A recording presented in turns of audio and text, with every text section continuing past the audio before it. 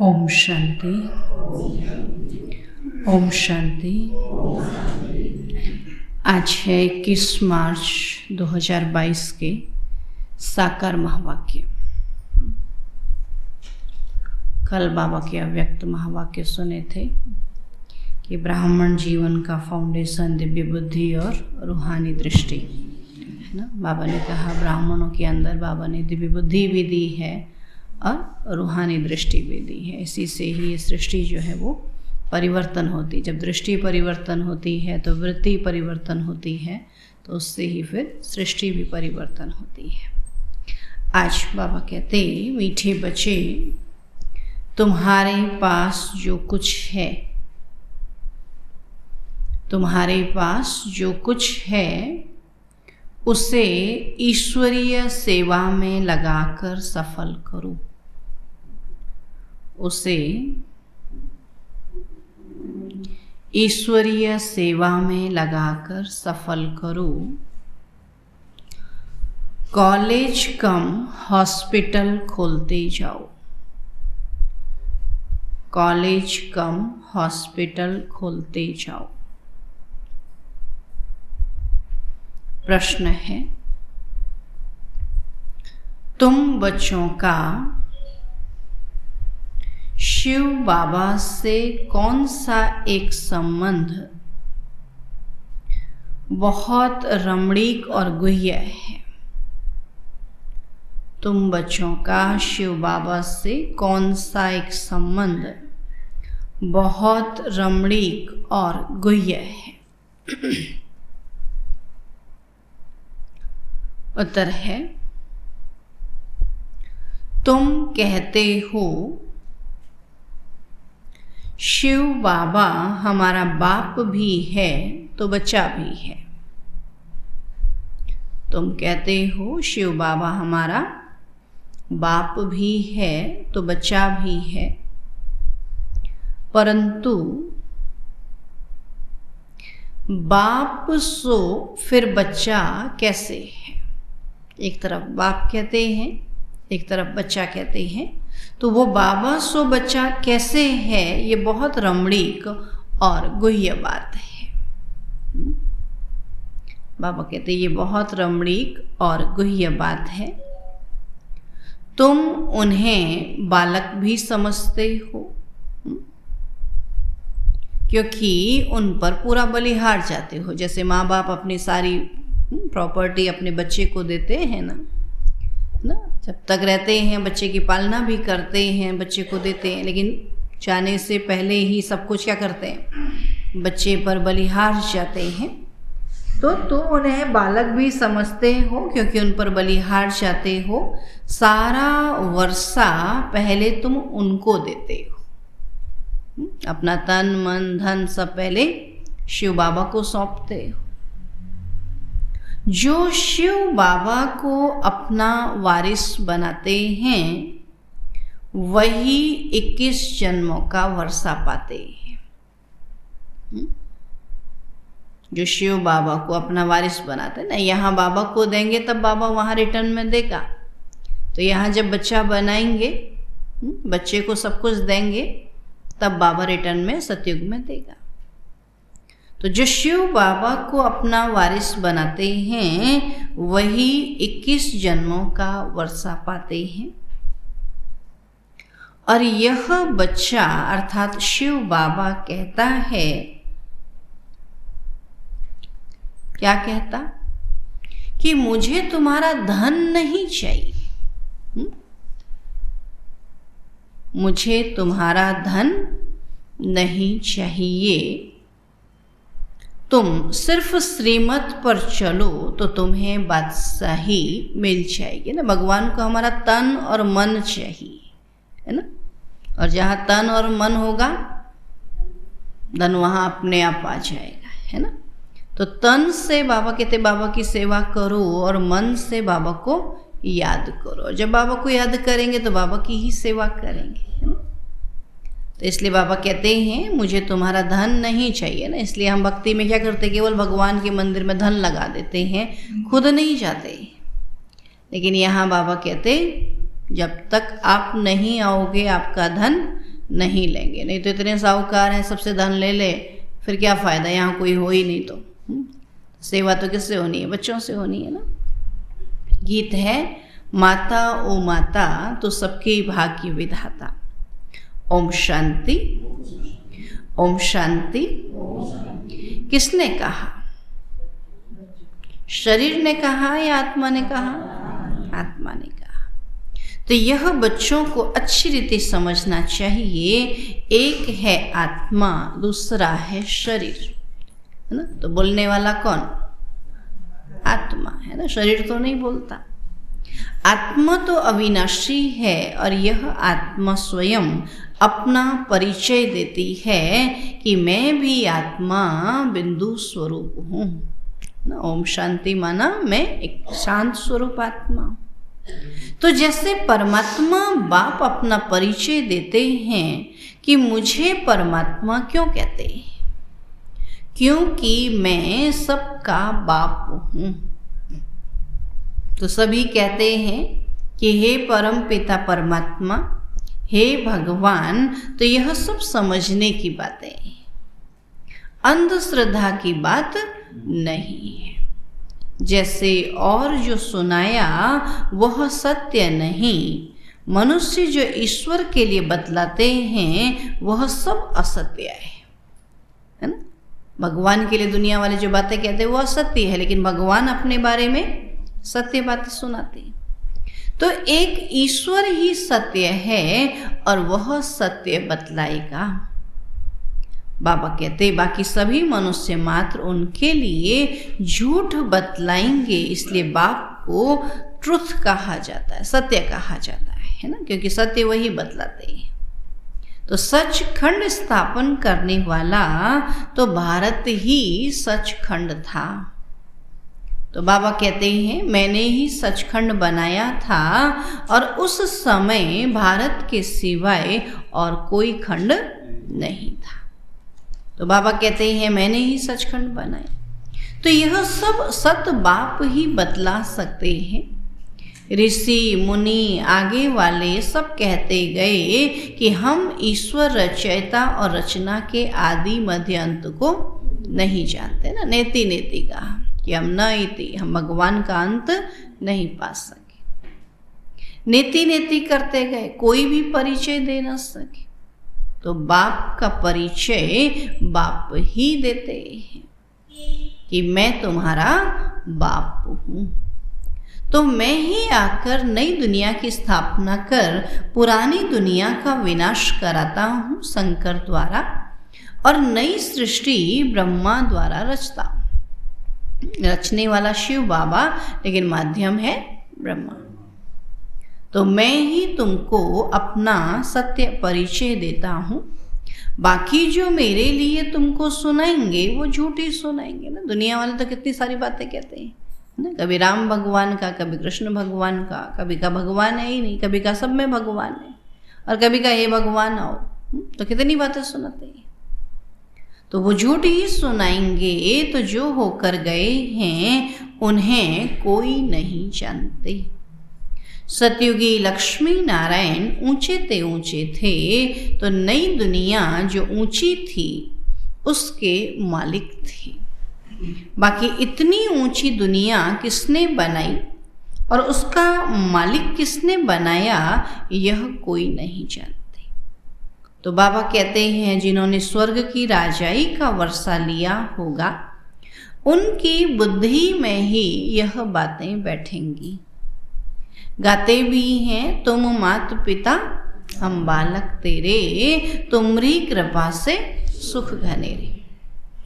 तो यह किसके लिए गाते हैं? लौकिक के लिए या पारलौकिक के लिए? पारलौकिक के लिए। तो लौकिक की तो यह महिमा हो न सके। सतयुग में भी यह महिमा किसी की हो न सके। तो तुम यहाँ आए हो उस मात पिता से 21 जन्मों के सुख घनेरे का वर्षा लेने।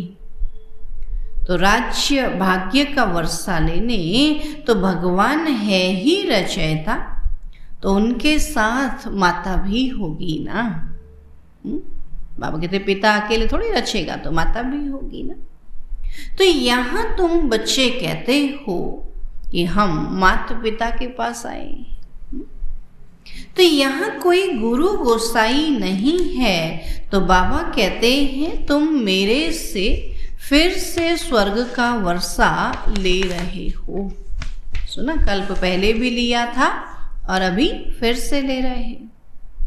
तो सतयुग में लक्ष्मी नारायण ही राज्य करते थे, श्री कृष्ण को सब प्यार करते हैं, भला राधे को क्यों नहीं करते? तो लक्ष्मी नारायण छोटेपन में कौन है ना? जो छोटेपन में राधे कृष्ण, वही बड़े होकर के लक्ष्मी नारायण कहलाए। तो दुनिया में ये कोई नहीं जानते, लोग समझते हैं कि यह द्वापर युग में हुए। तो माया रावण ने बिल्कुल तुच्छ बुद्धि बना दिया है, तो तुम भी पहले पत्थर बुद्धि थे, बाबा ने तुमको पारस बुद्धि बनाया है। तो पारस बुद्धि बनाने वाला एक बाप ही है। स्वर्ग में सोने के महल होंगे और यहाँ सोना तो क्या, तांबा भी नहीं मिलता। यहाँ तो प्योर कोई चीज मिलती ही नहीं ना, न सोना प्योर, न तांबा प्योर, न लोहा प्योर। अब यहाँ तो तांबा भी नहीं मिलता, पैसे तांबे के भी नहीं बनाते। वहां तो तांबे की कोई कीमत नहीं, वहां तो सोने की कीमत है ना। तो यह जो गाया हुआ है, किनकी दबी रही धूल में किनकी राजा खाए, वह फिर होना है जरूर। देख रहे हैं ना विदेश में क्या हाल है, सब कुछ खत्म कर रहे हैं ना, धूल में मिला रहे हैं। तो बरोबर आग लगी थी, विनाश हुआ था, सो फिर होना है जरूर। तो 5000 वर्ष पूर्व समान फिर से दैवी स्वराज्य स्थापन हो रहा है। तो तुम बच्चों को राजाई देता हूं, अब जितना जो पढ़े। सुना, तो विचार करना चाहिए कि यह सतयुग में लक्ष्मी नारायण राजा रानी तथा प्रजा कहाँ से आए, उन्होंने राज्य कहाँ से लिया? एक दो से लेते हैं या सूर्यवंशियों से चंद्रवंशियों ने लिया, है ना? बाबा कहते एक दो लेते जाते हैं ना, बच्चे अपने माता पिता से लेते फिर सूर्यवंशी से चंद्रवंशी बन गए। तो बाबा कहते सूर्यवंशियों से चंद्रवंशियों ने लिया या चंद्रवंशियों से फिर विकारी राजाएं लेते हैं, तो राजाओं से फिर कांग्रेस सरकार ने लिया। अभी तो कोई राजा ही नहीं है। तो लक्ष्मी नारायण स्वर्ग के मालिक थे ना, 8 गद्दियां चली। आज बाबा पूरा कोर्स करा रहे हैं। पहले परमात्मा का परिचय दिया, अभी 84 जन्मों की कहानी बताते हैं, त्रिमूर्ति भी बता दिया ना, ब्रह्मा विष्णु शंकर के द्वारा स्थापना कर रहे हैं ना। फिर बाबा कहते लक्ष्मी नारायण कौन थे? राधे कृष्ण ही लक्ष्मी नारायण थे। भी कहा 8 गद्दियां चली, सूर्यवंशी चंद्रवंशी। फिर द्वापर में बाबा ने कहा कि सतयुग में लक्ष्मी नारायण की 8 गद्दियां चली। फिर त्रेता में बोलो सीताराम का राज्य चला, 12 जन्म ली।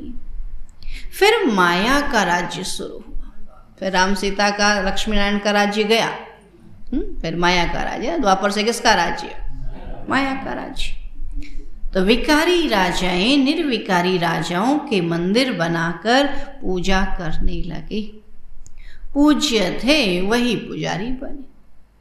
और अभी तो विकारी राजाएं भी नहीं हैं, अभी फिर नई दुनिया की हिस्ट्री रिपीट होगी। जब सब कुछ खत्म हो गया फिर से नई दुनिया आएगी ना, फिर से राजाई आएगी। तो नई दुनिया के लिए बाप ने तुमको राजयोग सिखलाया था, तो बेहद के बाप से वर्षा लेना है। अब जो इम्तहान पास करेंगे वही कल्प कल्प ऊंच पद पाएंगे। सुना, इम्तहान आने वाले हैं ना, हाँ? बच्चों के भी होने हैं तो हमारे भी तो होने हैं। तो बाबा के जो पास होंगे वही ऊंच पद पाएंगे। तो यह पढ़ाई है, गीता पाठशाला है। अभी जो पढ़ेगा सो पद पाएगा, है ना। वास्तव में इनको गॉड फादरली यूनिवर्सिटी कहना चाहिए, क्योंकि इनसे ही भारत स्वर्ग बनता है। परंतु इस बात को सभी समझते नहीं हैं, कुछ देरी है। जब बच्चे नहीं समझते तो क्या कहते हैं, शायद कुछ देरी है इसीलिए पुरुषार्थ नहीं कर रहे ना। जब बच्चे नहीं पढ़ते, बोला अभी थोड़ी हमारे पेपर होने वाले हैं, अभी तो बहुत टाइम है। तो हमारे लिए भी टाइम है क्या? दुनिया के पास भले टाइम हो, लेकिन हमारे पास तो टाइम नहीं है ना। इस शरीर का कोई भरोसा है? तो इसलिए बाबा कहते हैं अभी कोई टाइम नहीं, आगे चलकर प्रभाव निकलेगा। और यह सब शिव बाबा ही समझाते हैं। शिव बाबा कहें या शिव बालक कहें, चाहे तो पिता कहो चाहे बच्चा कहो। जब ले रहे हैं तो वो पिता है, जब दे रहे हैं तो बच्चा है। तो शिव बाबा भी है तो माँ भी है। अगर शिव भगवान माँ न होती तो तुम ऐसे क्यों पुकारते कि तुम माता पिता हम बालक तेरे। तो बुद्धि काम करती है कि शिव भगवान बाप भी है तो माँ भी है ना, पालना भी तो करते हैं ना, माँ भी तो है ना। अब बताओ, शिव को माँ है, तुम नहीं हो? हाँ, माँ है? बोलो, आप क्या हो शिव बाबा की? माँ हो ना, पालना करते हो ना शिव बाबा की। अभी जो नहीं करता पालना तो नहीं है। जो शिव बाबा को देता है, हाँ, बाबा कहते वो क्या हो गई फिर? माँ हो गई। तुम ही कहते फूल लाना है बाबा के लिए, फल लाना, तो नहीं हो माँ? बोला दीदी अलग से फल लाऊं, बाबा के लिए माला लाऊं। अभी कौन लाएगा अपने बच्चे के लिए माला? माँ ही तो लाती है ना। पिता तो कहेगा खाना ले आऊँगा मैं तुम्हारे लिए, हाँ, चावल ले आऊँ, आटा ले आऊँ, हाँ, फूल माला कौन पहनाएगी? माँ पहनाती है ना। तब बाबा कहते हम सब क्या हैं? माँ है ना। तो बताओ, शिव बाबा को माँ है? है, जोर से को बोलो ना फिर, हाँ हम हैं। तो बाबा पूछते शिव तुम्हारा बच्चा है ना? जो कहते हैं शिव हमारा बाप भी है बच्चा भी है, वो हाथ उठाओ। हाँ, सब बच्चे। तो ये बहुत रमणीक और गुह्य बात है। बाप सो फिर बच्चा कैसे हो सकता है? ये बहुत रमणीक बात है ना। वास्तव में कृष्ण ने तो गीता सुनाई नहीं, वह तो माँ बाप का एक ही बच्चा था, है ना। तो सतयुग में बाबा कहते अपने माँ बाप का एक ही बच्चा था। सतयुग में तो मटकी आदि फोड़ने की बात ही नहीं। तो गीता सुनाई है शिव ने, उनको बालक भी समझते हैं, क्योंकि उन पर बलिहार भी जाते हैं, तो सारा वर्षा उनको देते हैं। तो तुम गाते भी थे शिव बाबा आप आएंगे तो हम बलिहार जाएंगे। पक्का? बाबा बलिहार कराने वाला है अब। तभी तो आज मुरली चला रहा ना। फिर कहेंगे नहीं क्या करूं, पूछूंगी घर में, देखूंगी, सोचूंगी। हाँ, तो वो बलिहार जाने वाले हुए। एक होता झाटकू बलि, किसी से पूछना नहीं, बाबा ने कहा और हमने किया। और एक पूछेंगे देखेंगे कि ना, वो है हलाल वाले, है ना। हलाल क्या करते हैं? धीरे धीरे हलाल होते हैं। तो कैसे हैं? झाटकू, है ना। तो बाबा कहते हैं बलिहार भी जाते, सारा वर्षा उनको देते हैं। तो अभी बाबा कहते हैं तुम मुझे वारिस बनाएंगे तो मैं तुमको 21 जन्मों के लिए वारिस बनाऊंगा। लौकिक बच्चा तुमसे लेगा देगा कुछ भी नहीं। यही तो हाल है अभी। अब लौकिक बच्चा लेगा लेकिन देगा कुछ भी नहीं। और ये तो फिर देखो देते कितना है। हाँ, अपने बच्चों को भी बल संभालो परंतु श्रीमत पर चलो। बाबा ये नहीं कहता कि धन दौलत घर बार उठा के यहाँ दे दो।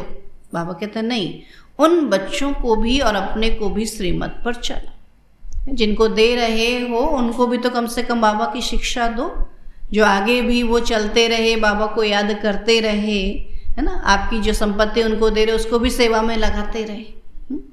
बाबा कहते आपका भी भाग्य बने तो उनका भी। तो उनको भी बल संभालो, परंतु श्रीमत पर चलो। इस समय के बच्चे बाप के धन से पाप ही करेंगे। सुनो क्या कहता बाबा, अगर उनको श्रीमत पर नहीं चलाया तो वो क्या करेंगे, फिर उस धन से पाप ही करेंगे।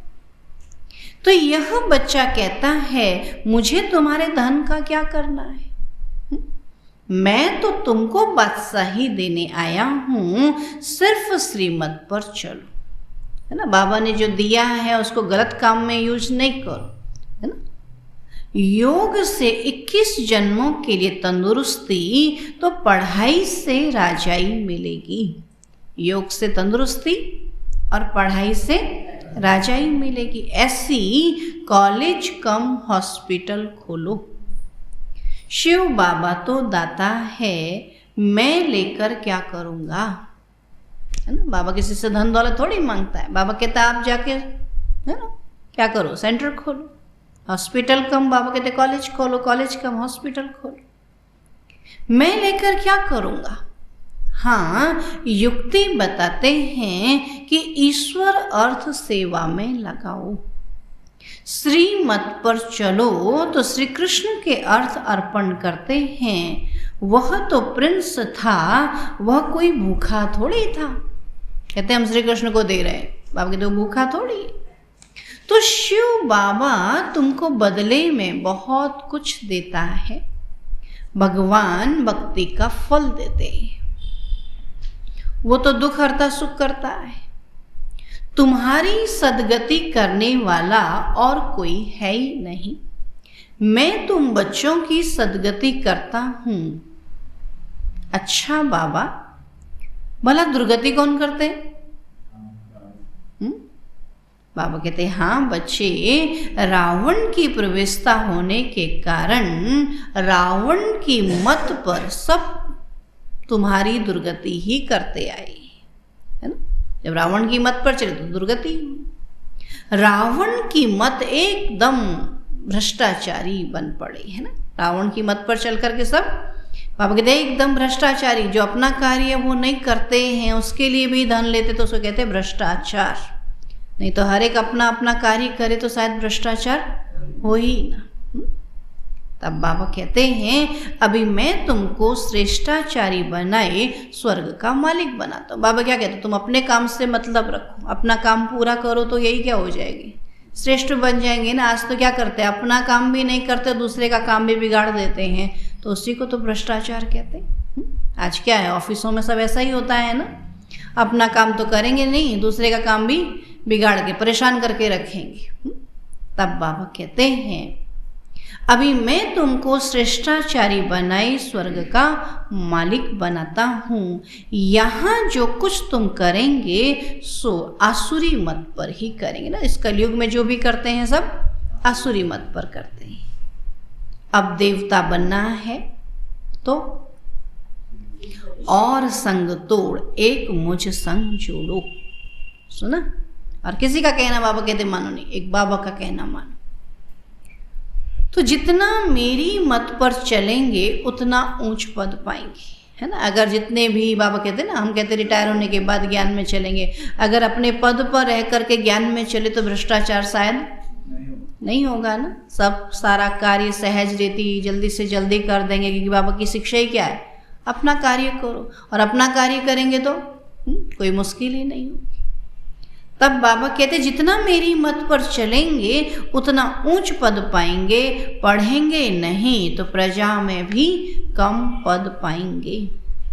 एक बार सुना धारण किया तो स्वर्ग में आएंगे, परंतु पद कम पाएंगे। अगर एक ही बार सुना फिर सुना ही नहीं तो अभी एक क्लास पढ़ेगा तो उसको क्या नौकरी मिलेगी, है ना। तो दिन प्रतिदिन उपद्रव बहुत होंगे, जो मनुष्य भी समझेंगे कि बरोबर यह तो वही समय है, परंतु बहुत देरी से आने से इतना ऊंच पद तो पा नहीं सकेंगे। योग बिगर विक्रम विनाश नहीं होंगे, तो अभी सबकी कयामत का समय है।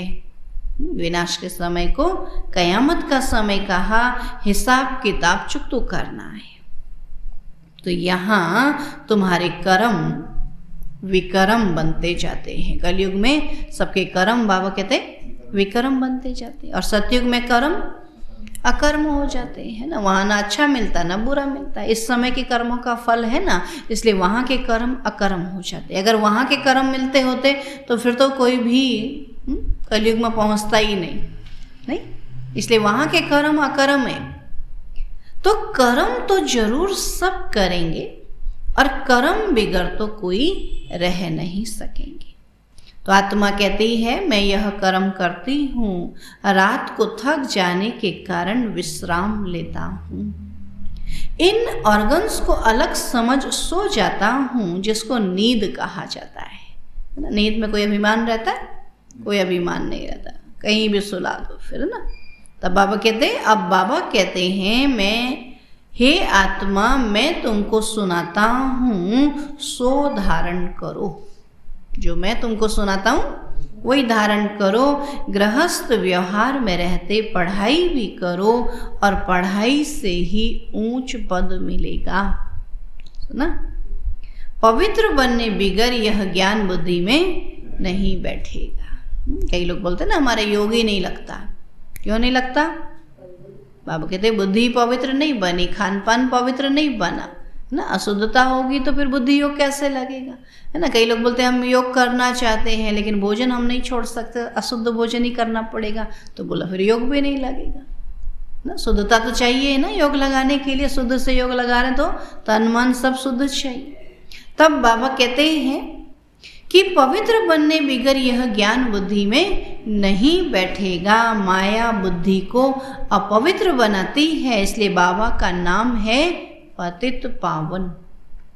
गाते हैं तुम मात पिता हम बालक तेरे, परंतु तुम अभी प्रैक्टिकल में बैठे। वो तो केवल गाते हैं कि हम बालक तेरे, कहना थोड़ी मानते हैं। लेकिन हम तो अभी क्या बन गए? बालक बन गए ना। बालक माना जो कहना माने। तो तुम अभी प्रैक्टिकल में बैठे हो, जानते हो इस सहज राजयोग के बल से 21 जन्मों के लिए हम स्वर्ग के मालिक बनेंगे, इसलिए ही तुम आए हो। तो भक्ति मार्ग में तुम गाते थे, अब गायन बंद हुआ। नहीं गाते हैं अभी? हाँ, अभी तो गायन ही नहीं करते ना, गायन बंद हो गया ना। बोला अभी क्या गाएं, बाबा आया है तो बाबा की सुननी है। आज तक हमने सुनाया, अभी सुनते हैं। तो स्वर्ग में गायन होता ही नहीं, फिर भक्ति में होगा। तो बाबा कहते हैं मैं तुम्हारा माता पिता बन तुमको स्वर्गवासी बनाता हूँ, और माया फिर नरकवासी बनाती है। तो यह खेल है, इसको समझकर मरने के पहले बाबा से वर्षा ले लो। सुना? मरना तो है ही, यहीं तो नहीं बैठे रहना। तो मरने से पहले वर्षा ले लो। हाँ, बोला मेरे मरने के बाद मेरे बच्चे मेरे लिए करेंगे। बोला बच्चों का तो फिर बच्चों को मिलेगा। तो इसलिए अपना कल्याण तो अपना ही करना है ना। इसलिए कई लोग मरने के बाद का भी दावत पहले खिला देते हैं। यहाँ बाबा के घर में मरजीवा जन्म मनाते हैं ना। हाँ, बोला मेरे मरने के बाद जो पीपल पानी करेंगे उसमें खिलाएंगे, वो खिलाए ना खिलाए मैं ही खिला जाता हूँ। अभी जो खिलाएगा पुण्य तो उसी को मिलेगा ना, बच्चा करेगा तो बच्चे को मिलेगा। इसलिए कई लोग ऐसे पहले कर जाते हैं, अपना क्रियाकर्म भी कर जाते हैं। बोला बाकी फिर ये शरीर कहीं पड़ा रहे, कोई फर्क नहीं पड़ता। तब बाबा कहते हैं, बाबा ऐसा तो नहीं कह रहा है, लेकिन बाबा कहते हैं अपना पुरुषार्थ तो कर लो ना। मरने के पहले बाबा से वर्षा ले लो, नहीं तो राज्य भाग्य गंवा देंगे, फिर पतित वर्षा ले ना सके। वो फिर प्रजा में चले जाएंगे, उनमें भी नंबरवार मर्तबे हैं। तो बाबा कहते हैं इस मृत्यु लोक में यह तुम्हारा अंतिम जन्म है। अब मेरी मत पर चलो तो तुम्हारा बेड़ा पार हो जाएगा। इसमें अंधश्रद्धा की कोई बात नहीं है। पढ़ाई में कभी अंधश्रद्धा नहीं होती है। परमात्मा पढ़ाते हैं और बिगर निश्चय पढ़ेंगे कैसे? पढ़ते पढ़ते फिर माया विघन डाल देती है, तो पढ़ाई को छोड़ देते हैं। इसलिए गाया हुआ है आश्चर्यवत सुनंती कथंती, फिर बाबा को पारकती दे देते। परंतु बाबा कहते हैं परंतु फिर भी लव है तो आकर मिलते हैं। मजबूरीवश किसी कारणवश पढ़ाई छोड़ दी भले, लेकिन बाबा से प्यार है तो बाबा से आकर मिलते हैं। आगे चलकर पछताएंगे कि बाप के बच्चे बने फिर बाबा को छोड़ दिया। माया का जाकर बना तो उन पर फिर सजाएं भी बहुत आती हैं और पद भी भ्रष्ट हो जाता है। तो कल्प कल्पांतर के लिए अपना राज्य भाग्य गंवा देंगे। सजा खाकर प्रजा पद पाया तो उससे फायदा ही क्या? इतनी मेहनत भी की, पुरुषार्थ भी किया, फिर प्रजा पद पाया तो बाबा कहते क्या फायदा? बाप के सम्मुख आकर बहुत सुनते हैं, फिर गोरख धंधे में जाकर भूल जाते हैं। पहले नंबर का पाप है काम कटारी चलाना, इसलिए बाबा कहते हैं कि मूत पलिती कभी नहीं होना। बाप आकर सबका कपड़ा साफ करते हैं तो बाप ही सब पतितों को पावन बनाने वाला है। तो सतयुग में कोई पतित नहीं होगा। तुम बाप से वर्षा लेकर विश्व के मालिक बन जाएंगे। अच्छा, मीठे मीठे सिकी लधे बच्चों प्रति माता पिता बाप दादा का याद प्यार और गुड मॉर्निंग। रूहानी बाप की रूहानी बच्चों को नमस्ते। हम रूहानी बच्चों की रूहानी बाप दादा को नमस्ते नमस्ते नमस्ते। धारणा के लिए मुख्य सार है, अब रावण की मत छोड़ श्रीमत पर चलना है। अब रावण की मत छोड़ श्रीमत पर चलना है और सब संग तोड़ एक बाप के संग जोड़ना है। अब रावण की मत छोड़ श्रीमत पर चलना है और सब संग तोड़ एक बाप के संग जोड़ना है। दूसरा पॉइंट है निश्चय बुद्धि बन। पढ़ाई जरूर पढ़नी है। निश्चय बुद्धि बन, पढ़ाई जरूर पढ़नी है। किसी भी विघन से बाप का हाथ नहीं छोड़ना है। किसी भी विघन से बाप का हाथ नहीं छोड़ना है। योग से तंदुरुस्ती और पढ़ाई से राजाई लेनी है। योग से तंदुरुस्ती और पढ़ाई से राजाई लेनी है। वरदान है ज्ञान जल में तैरने और ऊंची स्थिति में उड़ने वाले होली हंस भव। ज्ञान जल में तैरने और ऊंची स्थिति में उड़ने वाले होली हंस भव।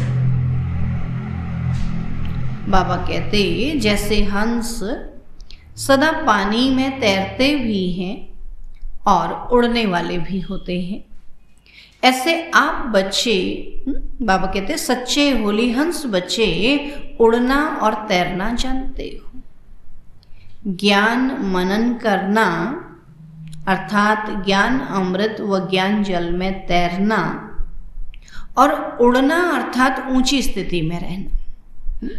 ज्ञान जल को अंदर में मनन करना, बाबा कहते ये है ज्ञान जल में तैरना, और ऊंची स्थिति में रहना ये है उड़ना। तो ऐसे ज्ञान मनन करने व ऊंची स्थिति में रहने वाले होली हंस कभी भी दिल शिकस्त व नाउम्मीद नहीं हो सकते। जैसे हंस उड़ता भी और तैरता भी, तो ऐसे बाबा कहते हैं हम भी ज्ञान को मनन चिंतन करते हैं तो तैरते हैं ज्ञान में, और ऊंची स्थिति में रहते हैं तो हम उड़ते भी हैं। और जो ऐसे होली हंस हैं वो कभी भी दिल शिकस्त व नाउम्मीद नहीं हो सकते। परीक्षा आती है तो बाबा कहते हिम्मत हार नहीं होना है, आगे बढ़ना है ना। तो कभी भी दिल शिकस्त या नाउम्मीद नहीं हो सकते। वह बीती को बिंदी लगाए, क्या क्योंकि जाल से मुक्त हो उड़ते और उड़ाते रहते हैं। सुना, ये क्यों हुआ, ये क्या हुआ, जो भी हुआ सो ड्रामा है ना। अब इसलिए हमको क्या करना है, उड़ना है और उड़ाना है। स्लोगन है, मणि बन बाप के मस्तक के बीच चमकने वाले ही मस्तक मणि है। मणि बन बाप के मस्तक के बीच चमकने वाले ही मस्तक मणि है। आज का अव्यक्त इशारा है, अंत समय में ब्रह्मा बाप के सामने स्नेही बच्चे